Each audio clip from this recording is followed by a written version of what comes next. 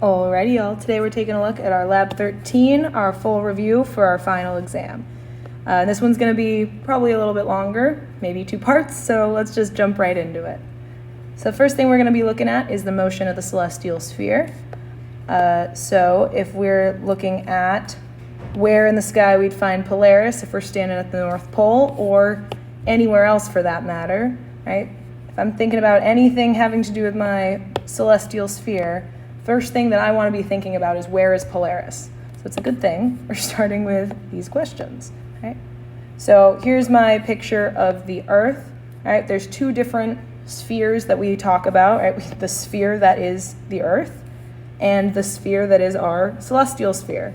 Most of the time we just look at the half of it that's above the horizon, but we can imagine that there is part of it under the horizon as well, right? So if I'm thinking about where Polaris is, well, I know that Earth's axis is always pointed at it. So Polaris is always going to be that way. And my south celestial pole, the same way, is going to be pointed that way. So if I'm thinking about where is the north celestial pole or south celestial pole for anyone anywhere on Earth, right, and I want to try to place it in my dome, well, I can think about where they are on Earth and see what's going to happen. So if I put a person, I'm going to draw my person in the North Pole, right? Stand in the North Pole. I'm going to draw their horizon like that, so that's what they can see. I can see, well, if I'm to the North Celestial Pole, will be directly over their head. Alternatively, if I come draw a person at the equator, right, and I draw their horizon, what they can see, and I draw, all right, well, the North Celestial Pole is that way, right? So parallel to that, you can draw that line. You can see these are going in the same direction there. I didn't draw that very well, but they should be effectively parallel. Right? That's how I figure out what the direction is. So I have to my North Celestial Pole that way, my South Celestial Pole this way. I can see that at the equator, my North and South Celestial Poles will be right at the horizon. Right? They're not above the horizon at all. I can't draw any kind of angle there. And if you think about somewhere in between, maybe in Syracuse, because that's a location that we just happen to talk about a fair amount, right? I draw my person, I draw their horizon, I draw my person kind of like halfway up, about 43 degrees up in latitude. And I draw, again, my direction to my North Celestial Pole, parallel with this line. And I draw my direction to the South Celestial Pole, again, still parallel with that axis. Well, I can see, if I kind of put that on the horizon, I can see that that angle, my North Celestial Pole, will be pretty high up, maybe about halfway up in my northern sky. Right, because if this person starts walking that way, that's towards the North Pole, so that's north. If I start walking this way, eventually I'll get around to the South Pole, so that is my southern horizon. Right, so I can see this is probably about midway up between my southern horizon, halfway up in my northern sky. Right, so if I'm drawing that on my dome over here, at the North Pole, we said Polaris was directly overhead. So that is my North Pole. In Syracuse, we said it was about halfway up in the sky. There's Syracuse. And at the equator, it was at the horizon. Right? And that's my equator. Right? So that's when we're saying, right, the dome here, the bottom part is the horizon, but over here, the mid part of between my hemispheres is the equator. So this is not the equator, that is the horizon for someone standing in a location. And I would also point out, these stars are not in one sky. This is for a person at the North Pole, this is where they observe it. In Syracuse, this is where they observe it. Normally I should be drawing this on like 3 separate domes. I'm just getting a little lazy. Right? And if I were to draw under the horizon, right? I can draw any kind of, we'll just draw that actually for real, right? I'm drawing under the horizon, right? Because if I'm at the North Pole and my north celestial pole is directly overhead, right? And as I move further south, it's moving further down in my sky. Well, what happens if I go south of the equator? If I go down into the southern hemisphere? Right, we say that at the equator, it's at the horizon. But if I go further, it'll keep going, it'll go under the horizon. So if I was at the South Pole, it would be under the horizon, straight down. So that'll be my South Pole. And anywhere in between, it'll be somewhere else. So whenever I'm thinking about the motion of the celestial sphere, the first thing that I really want to be thinking about is where is Polaris, or where is my north or south celestial pole? What can I see? Why can I see it? Because then the motion of the stars will always be around the north or south celestial poles. Right? So if I draw another dome over here, right, and I'm thinking about Syracuse, right, so that's Polaris right here, that's my north celestial pole, because this is north and this is south, right? So if I'm looking at a star that's near Polaris, the path that that's going to make during one day, well, if it starts near Polaris, it's going to kind of go around Polaris, right? And since I'm trying to draw a 3D thing just flat on a page, that's why it looks kind of warped. But if I was standing on the ground looking straight at Polaris, it would really be looking like, maybe I could draw a better, it would look like a nice circle. I can't draw a good circle apparently, but let me just make the computer do it for me. All right? It would look like a circle if I was standing on the ground looking straight at it. But since we're looking at this dome, that's why we have to draw it a little warped. If a star was further away from Polaris, right, then it would start rising and setting, right? Because these ones, they don't rise and set. Those are our circumpolar ones. So what I'm drawing now is I'm going to draw, all right, well, it's going to rise in the east and set in the west, right? And maybe another one is somewhere over here, right? These are going to be kind of the rings, the paths that Polaris is going to travel. And if I finish out that dome, right, the rest of this sphere, I think about if I could draw it under my horizon there. This looks bad, but it's fine, right? While it's under the horizon, it finishes the rest of that circle.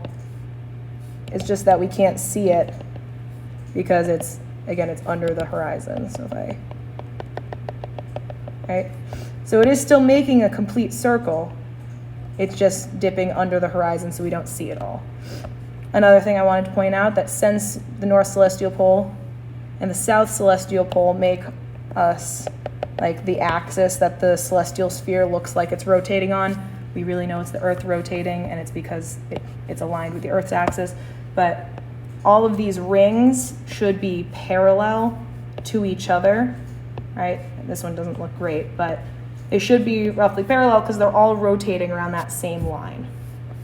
And this down here, my south celestial pole. So we kind of inadvertently talked about all of these, right? Well, except for that, the path of the sun makes the sky today in December and June. Well, the sun is a star just like anything else. So maybe that this will be my path today, right? Because we know that since it's December, it's going to be lower in the sky and be above the horizon for a shorter amount of time. And maybe it's here in June, because we know it's going to be higher in the sky, not quite all the way to zenith, definitely not all the way to zenith. Maybe I drew this even a little bit too high. Maybe it's something closer to that. But we know it's going to get higher in the sky and be above the horizon for longer in the summer. Well, because that's summer for us because we're in the northern hemisphere. All right, but then we again already talked about the motion of Polaris, where we would find it if we were at the North Pole, directly overhead. So you can say that's directly overhead or our zenith. Where if we were standing in the city of Bangkok, well, we can think about that, where at the equator, it's at the horizon. The North Pole, it's straight overhead. So everywhere in between, it'll be somewhere in between. And my degrees latitude, if it's degrees north, that tells me I'm just in the northern hemisphere. My degrees latitude is how far away from the equator I am, where 90 degrees is all the way at the North Pole. So my degrees latitude, if it was 13 degrees, that might be somewhere like here, or maybe even closer, right? So that's super duper close to the equator, right? So if it's at the horizon when I'm at the equator and I'm just moving a little bit further north, that tells me that at that latitude, it would be low in the northern sky. That's another thing. My north celestial pole is always in the northern sky or below the horizon. And my south celestial pole will always be in the southern sky or below the horizon, right? So it's going to be low in the northern sky. You can even say it's like just above the horizon. Right? It's going to be about 13 degrees up. All right? And if we were in New Zealand and we're looking for our north and south celestial poles, well, now we have our 43 degrees south latitude, which is the mirror of Syracuse. And so I had Syracuse up here about halfway up. I'll draw New Zealand down here about halfway down, right? Halfway angle. And I can sketch, that's not the color, my south celestial pole and my north celestial pole.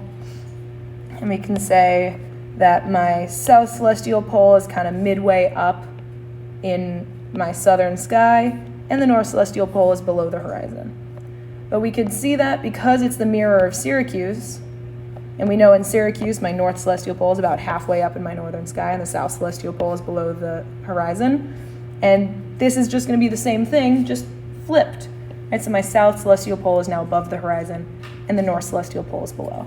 So I can write that, I can say my north celestial pole below the horizon, and the south celestial pole is about halfway, maybe I can spell, up in the southern sky. Get all my drawings out of the way. All right, so that's our first page.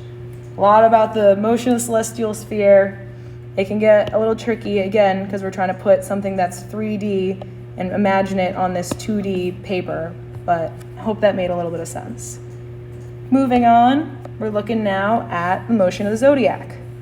So in this one, our activity started with person 1. All right, so now I'm person 1 for now. I'll switch around in a minute. But they're just going to circle a random constellation. Let's say Pisces. Okay. Then I hand my paper to person 2, and now person 2, well, now I'm person 2, so I'm drawing the location of the Earth so that Pisces is behind the sun. So what I do is I say, okay, well, if Pisces is behind the sun, that tells me that the sun is in between the Earth and Pisces. So if I follow Pisces to the sun, I want to keep going, and that'll give me my location of the Earth. So I draw that. Things are jumping around. Right? There's the Earth. So I can say, all right, if I'm standing on Earth and I look at the sun, Pisces will be behind it. Maybe even I'm off center a little bit, but either way. Right? Then, if I keep going, I pass my paper onwards. All right, I'm going to draw a random stick figure. Just for an example, let's say this guy. Right? And I want to figure out which constellation is just rising for this guy. All right, well, the first thing I want to do is draw his horizon. So there's my horizon. And I can see that if I were to extend that horizon all the way this way, almost remembered my invisible line, this way and all the way this way, well, Aries and Virgo look like they're pretty close to at the horizon for this guy, right? So one of those is probably going to be rising, and one of them is probably going to be setting. So if I take my horizon and I start rotating it, right? And remember, I want to be rotating it. Let's make it bigger as well while we're here.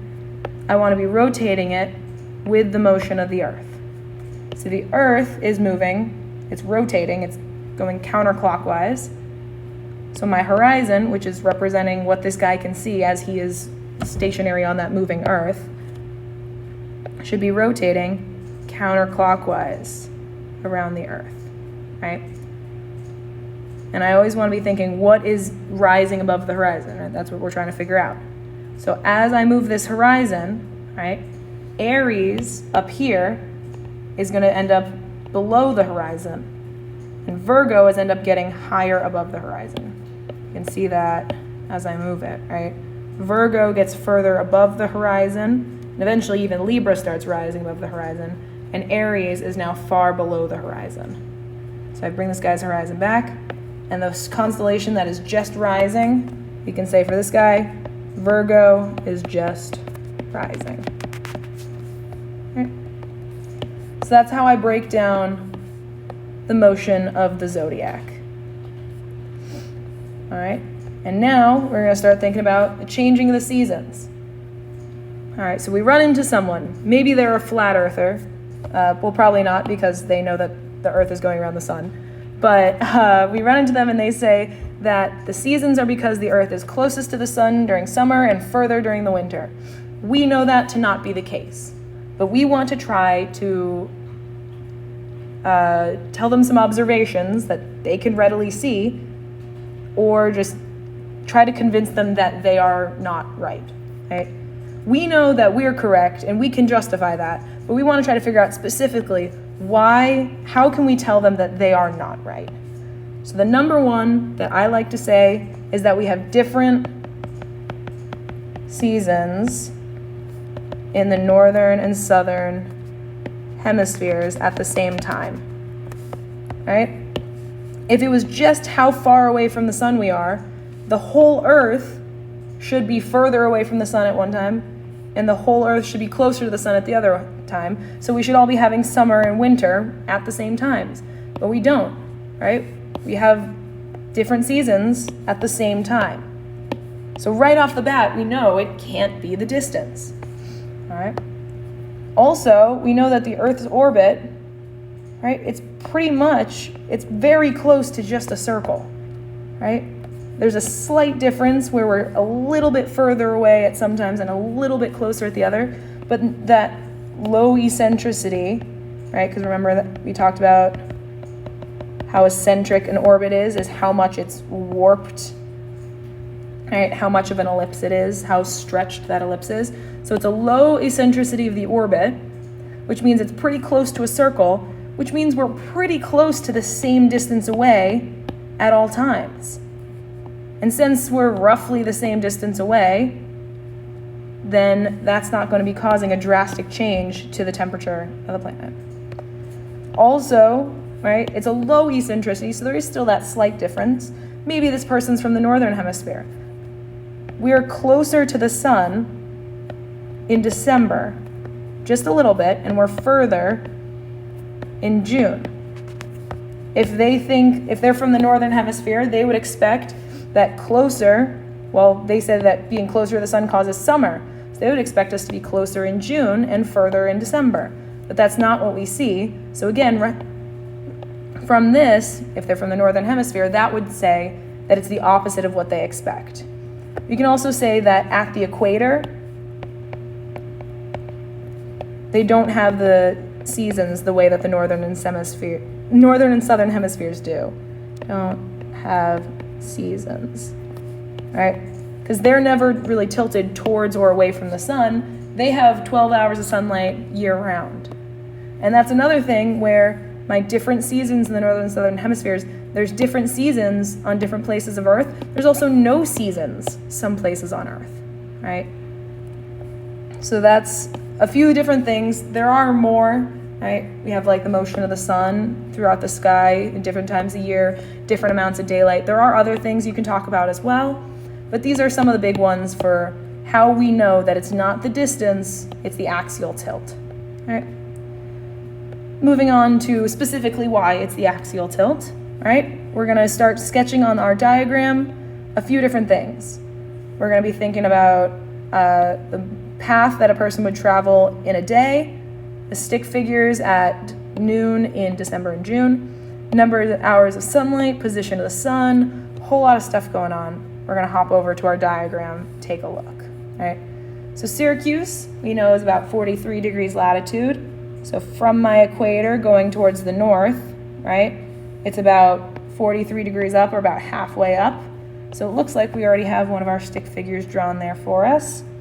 But our path throughout a day, right, that's going to be looking like this, because it's going to be parallel with the equator, right? Because as someone's going around the equator, we're going around on our circle up here. So I'm going to draw my other stick figure right around here. And in here, we're going to label that as Syracuse. Okay. So I'm going to do all the locations, and I'm just going to do them all together, because I think it's a little easier to talk about that way. So next, we're going to look at Norway. Norway is at 78 degrees north, which means it's super duper close to that Arctic Circle. Right, so I'm going to say, well, actually, I'm just going to borrow this stick figure. Say that's my Norway stick figure, but his path is going to be just below the Arctic Circle, right there. Right, again, it's not super precise. As long as we're in the right kind of idea, we're going to get some decent estimations for what's going on. Right? If I'm thinking about Brazil, Brazil is 10 degrees south. So that's going to be south, just south of our equator, and about 10 degrees, so pretty close to the equator, maybe around here. So if I draw my person, again, I also want to make sure that I'm drawing my person with their feet flat on the ground. I'm not drawing anyone hanging off the side of the planet like this, right? I can't hold a side plank, so let's not draw any people and expect those people to also hold that side plank. And I draw my path, again, a line parallel with the equator, like that. And I draw my other person on the other side. Lastly, we have Christchurch, New Zealand, 43 degrees south, which, if we remember from before, was our mirror of Syracuse. So we expect that to be, again, about halfway up, but instead of in the northern hemisphere, it's going to be in the southern hemisphere now. So I'm going to put that guy down here, right around there. I'm going to draw his path, again, parallel with the equator, and I have my other guy there. All right, so now I want to think which one's June, which one's December. Well, fortunately, the sun is labeled for us. All right, so December is over here and June is over here. If we didn't have it labeled, we could figure that out, right? Over here, right here's my axis of rotation of the Earth. So my northern hemisphere is tilted towards the sun when the sun is over here, and it's tilted away from the sun when it's over here. So I could say that this is June over here and this is December. I could figure it out if I needed to, but fortunately they're labeled, so I don't really have to. So I'm going to say, oh, it's already labeled. I was going to go through and label them all, but they're already labeled. So my people on this side of the planet, that is noon in December, and on this side will be at noon in June. All right? And then we need to figure out the hours of sunlight and the position of the sun for both. So for hours of sunlight, I want to think about when is it dark. So let's start with December, right? So in December, the sun's coming in from this way, and I have this handy dandy line here, which cuts the Earth in half and says that this half of the Earth is dark, and this half over here is going to be light, because this is the side that the sun can hit, right? So I'm just going to get rid of that so I don't have to, right? So I know this half is going to be dark. So if I go up to my guy in, is it Norway, was it? Yeah, Norway. Go up to my guy in Norway up here. I can see that in December, he's just barely over, he has just a tiny bit of this line where he's in the light, and the rest of his time throughout the day is spent in the darkness. So maybe he has like 20 minutes of sunlight. So I can write that over here. I'm going to split this up into, right? So I have Norway in December. He has about 20 minutes of sunlight, which means that in the summer, the rest of his time is sunlight. So in June, it's going to be, well, 24 hours minus 20 minutes of sunlight, which is 23 hours and 40 minutes. But, so I should write that. We'll say, oop, I don't know why that happened. 23 hours, 40 minutes of sunlight in June. Well, and we can see that, again, my June guy over here is in the light when it's over here. Now, if I'm thinking about the position of the sun in Norway, well, just like I did with finding Polaris, I'm going to draw my horizon. So I draw this guy's horizon, and then I'm going to draw where the sun is coming from. So my yellow doesn't show up very well, so I'm going to use my green. And say the sun's coming in at a horizontal line, roughly horizontal. And, well, that looks like it's coming in either at or barely above the horizon. I'm going to say that in December, in Norway in December, we see the sun at noon at the horizon. And it's at the, I should say it's at the southern horizon. Okay.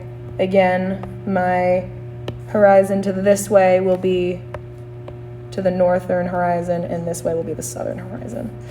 If I look at the same spot in June, I draw my horizon. I draw the sun as that horizontal line coming in. I'll draw it on both sides actually while I'm here. Right? And I can see, well, there's that angle. Well, now I also have this angle, which is a little weird, because this angle is going to be bigger than 90 degrees. So this says that my person still has to look, if they're looking up, they have to look towards the south to see the sun still. So that's why I'm just going to draw my sun lines on one horizon or the other. I pick the one with the smaller angle to look at it. Right? So this one's going to be, I don't know, maybe like midway, medium high above my southern horizon there.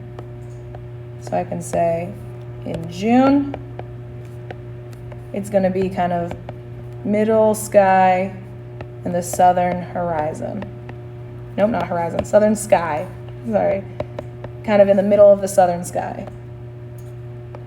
And I keep going, right? So I move on to Syracuse, which I was kind of supposed to do first anyways, but it's fine.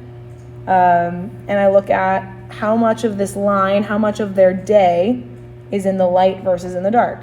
So again, if I'm thinking about December, this half of the earth will be dark. So that tells me, I don't know, maybe 1/4 or 1/3. I'm just estimating. So let's say maybe that'll be about 1/3. So in the winter, about 1/3 of that line is in the light. So that tells me I'm going to get, well, 1/3 of 24 is about, say this is Syracuse over here, right? Right, so in December, it's about 1/3 of 24, so around 8 hours of sunlight. And that means that the rest of it, when in June, I have the rest of it, so that'll be 2/3. So you can say that's maybe around 16 hours. Again, these are kind of approximations. I'm just eyeballing it. Really, we're looking at like the relative amount of how much is on either side of that line. Now, if I was thinking about the location of the sun, come over here, I draw my horizon, draw the sun coming in, and I have that angle. I'd say that's kind of medium-low above the southern horizon. So in December, it's going to be middle or lowish in the southern sky. And if I'm over in June, I do the same thing. I draw my horizon. I'm trying to draw the ground the guy is standing on, and I draw the sun. And I'd say that that's fairly high in the southern sky.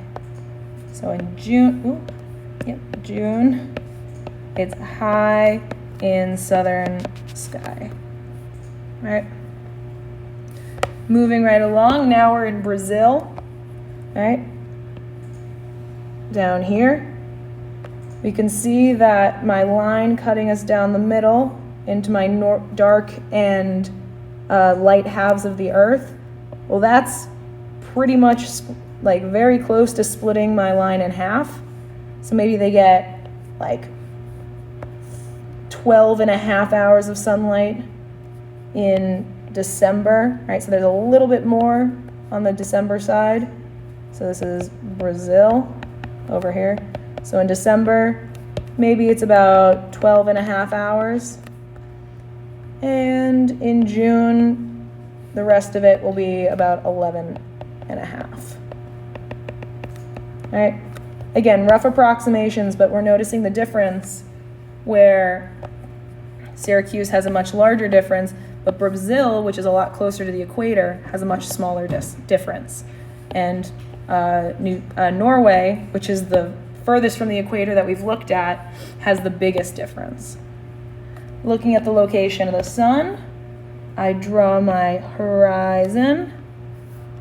Oh, let me draw that a little better, kind of like that. And I draw the sun coming in, right? And I can see that is going to be pretty high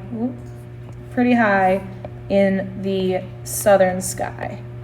So we can come down, we can say, all right, in December, it's high in the southern sky. All right, now I come back over and I do my horizon, I draw my sun coming in, and that one's gonna be high in June. It's high in the northern sky, right? You can see now it's switched and now it's in the northern sky.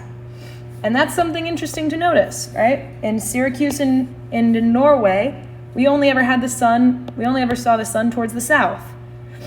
But now that we're inside the tropics, one side will see it in the south and one side will see it on the north. Right? So above the Tropic of Cancer, I only ever see the sun in the southern sky.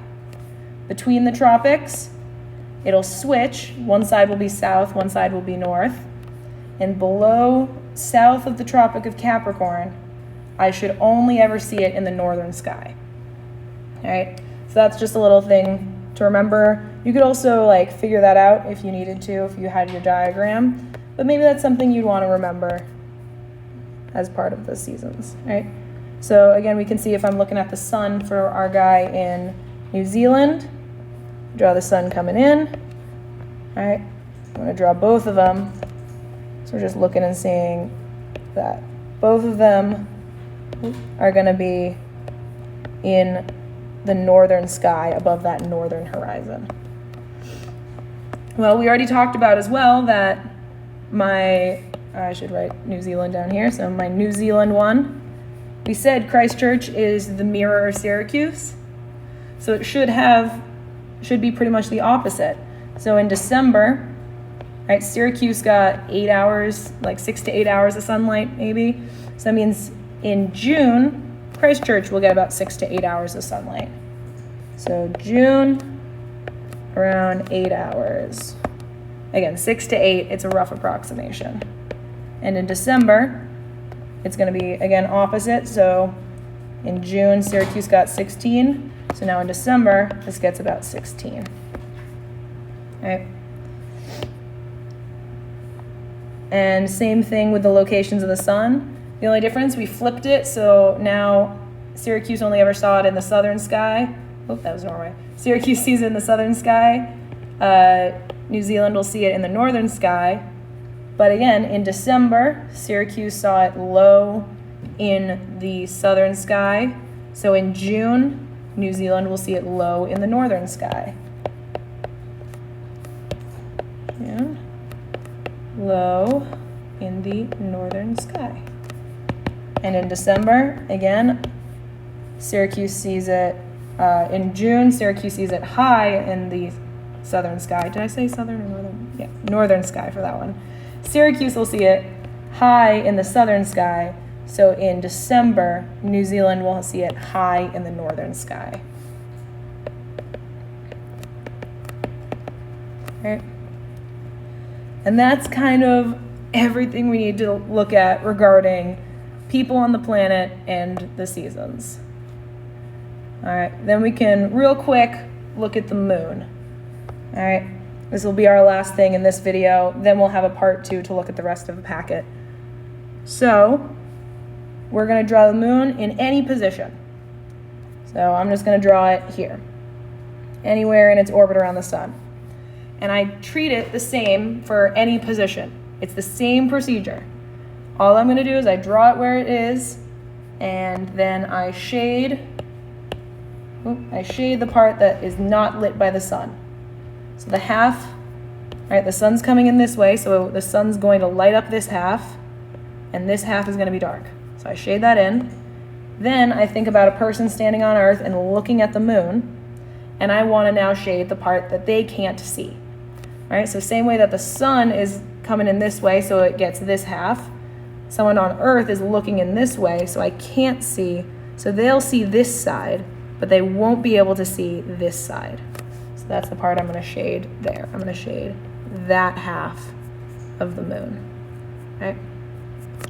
And what I'm left with, right, the part of the moon that I can see and that is lit by the sun, that's going to be how I dictate what the phase is. So if I'm looking at just what's left, so I can completely ignore all the rest of this, right? I'm just looking at the half that I can see from Earth. I can see that, well, more than half of it is lit. If it was half, it would probably be about here. So more than half of it is lit and just a little bit is dark. So that tells me it's definitely a gibbous.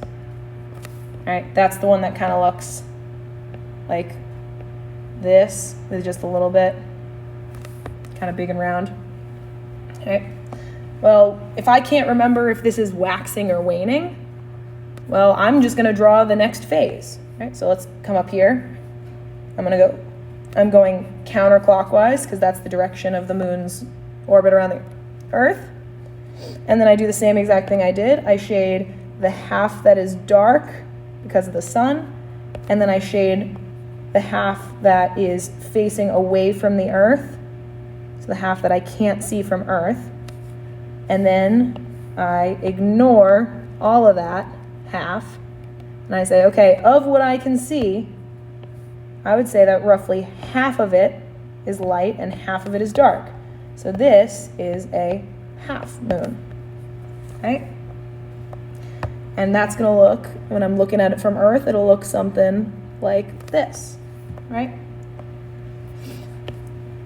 So I know that as I'm going along, this gibbous here is turning into a half moon, which means it's getting smaller, which tells me that this is a waning, I should put it before, a waning gibbous.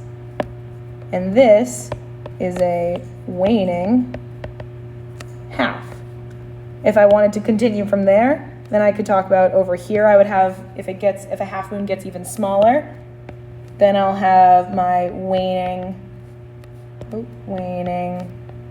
crescent, and until I get to my new moon. Then it starts getting bigger again, so now I'm waxing crescent. Ooh, I can't spell. I'll have my waxing half. And if I keep going, I'll have my waxing gibbous. And eventually I'll get all the way around to the full moon, which will then come back to my waning gibbous after. All right, once I get to full, it'll start decreasing again. All right. So if I'm ever in an exam and I'm looking at this and I'm trying to figure out, okay, I don't know where this phase of the moon is, well, I draw one of the phases, try to figure out what it is. Then I draw the next phase, figure out what that is. I can figure out if it's waxing or waning, and I can go all the way around to figure out the rest of the phases. All right. Once I have my moon phase, then I need to figure out when it is highest in the sky and when it's setting. All right, so when I'm doing that, I'm thinking about, right, the motion of the Earth, right? Because in one rotation of the Earth, the moon won't have moved very much along its cycle. So we assume it's you say it's effectively stationary. So I can make this what I call my 24-hour Earth clock, right, and figure out what time it is for a bunch of different people on the Earth. All right, so if I were to draw this person here, I always like to start with the person who has the sun directly overhead. That was supposed to be an arrow, and then I didn't make it an arrow. So I start with the person with the sun directly overhead. So I can see that for this person, it'll be noon. All right, exactly 12 hours later, the person will be on the other side of the Earth, which will then be midnight. All right, and from there I can fill in the rest of my Earth clock, so I know the Earth goes counterclockwise. So halfway between noon and midnight, but after midnight. So up here will be 6 a.m. Down here will be 6 p.m. And between I'll have 3 a.m., 9 a.m., then I'll have 3 p.m. and 9 p.m. All right. So just like before when I was thinking about what time things are rising and setting, I'm thinking about my horizon on the Earth and how it rotates around. So I started with my waning gibbous. That's the one that we're going to be looking at for our example of when it's highest in the time and when it's setting. So if it's going to be highest in the sky, right, I'm thinking about the horizon, that if I have a person standing on the Earth, their horizon, it would be looking directly overhead. So I have this person standing here, and I kind of spoil it because I had to move 3 a.m. out of the way in order to see it. But I can say for this person, their horizon looks like this. So when they're standing, they would be looking straight up at the waning gibbous. All right, and then I'm going to draw their horizon a little bit bigger so I can move it a little easier. All right, I'll have that. And if I can do that, then I can rotate it with the Earth. All right, so at 3 a.m., the waning gibbous is highest in the sky. As I rotate the horizon around, I should keep adjusting it so it's actually on the surface of the Earth there. All right, as I'm rotating it around, you can see it getting closer and closer to the horizon over here. So as it's getting closer and closer to that horizon, it's going to start setting. And right here, I'd say is when it's really setting, right? Because this is where it's like at the horizon going below it. So I'd say this is when it sets, and a person who is standing on this horizon, again, I spoiled it a little bit because I had to move 9 a.m. out of the way. But for a person standing there, it'll be about 9 a.m. So my waning gibbous will be highest in the sky at, we said 3 a.m. and will set at 9 a.m. And if I were to keep going, right, I could keep rotating my horizon and I could find out when it rises as well, right? If I'm looking at that, it would be, my horizon would be facing the other way. Using that, look at it. I'll say this will be your homework for this one. If you want to figure out when it rises, it'll be rising around 9 p.m. Right? So look at that on your own. See if you can justify that by rotating the horizon if you want. But just to be able to check afterwards, that's what it's going to be. And I could do that for any of the moon phases, just rotating my horizon around and looking at how it's rising and setting. All right. Well, that's the end of part 1 of this video. I hope you found this at least a little bit helpful. Let me know if you have any more questions about this stuff or anything else that you want me to try to explain, and I will do my best to try to explain it because I guess Sydney explains stuff.